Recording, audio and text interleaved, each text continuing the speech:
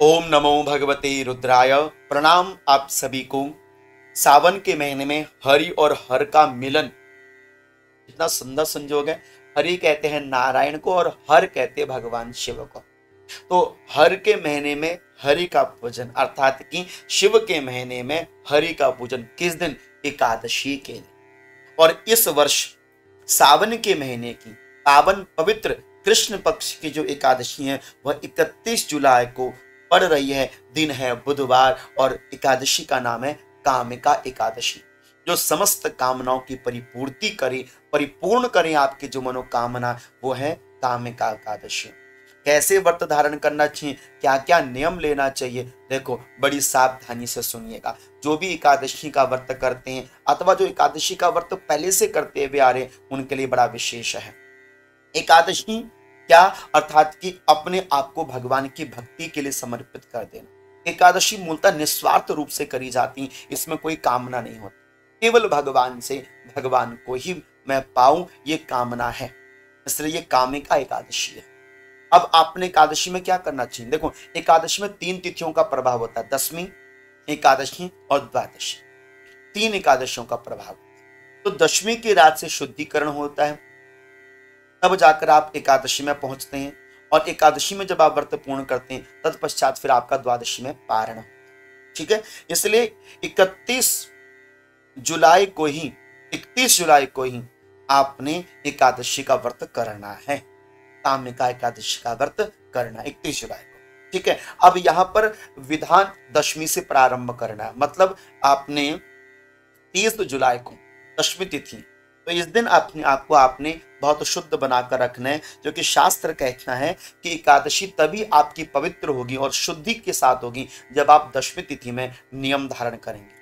इसलिए कहते हैं कि कांशम मांसम मशुरांश चड़कान कोद्रवांश तथा शाकम मधुपरान्नम च पुनर्भोजन मैथुनिम वैष्णवो वृत्तिकर्ता च दशम्याम 10 वर्जायत।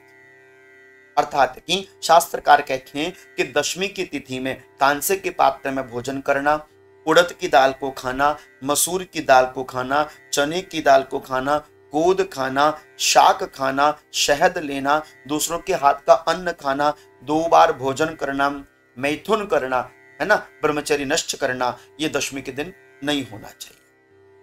ठीक है, इसलिए शुद्धिकरण के साथ आपने दशमी तिथि के दिन बहुत पवित्रता से शास्त्रकारों की इन बातों को धारण करना चाहिए।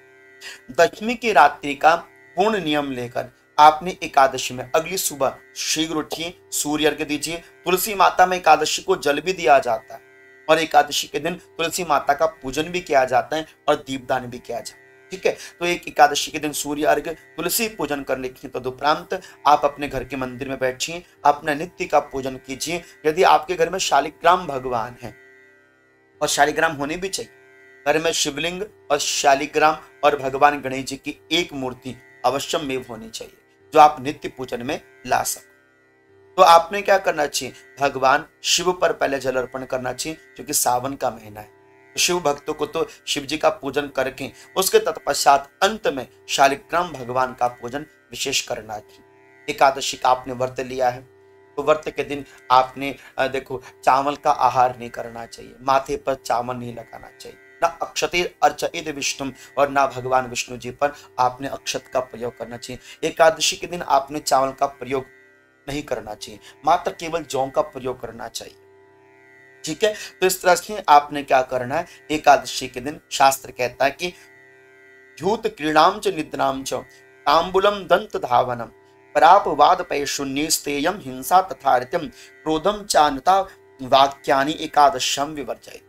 एकादशी के दिन जुआ खेलना, नींद लेना, पान खाना, दातुन करना, निंदा करना, चुगली करना, चोरी करना, हिंसा करना, मैथुन करना, गुस्सा करना, असत्य भाषण करना, एकादशी में 11वीं के दिन इन 11 बातों का परहेज करना चाहिए।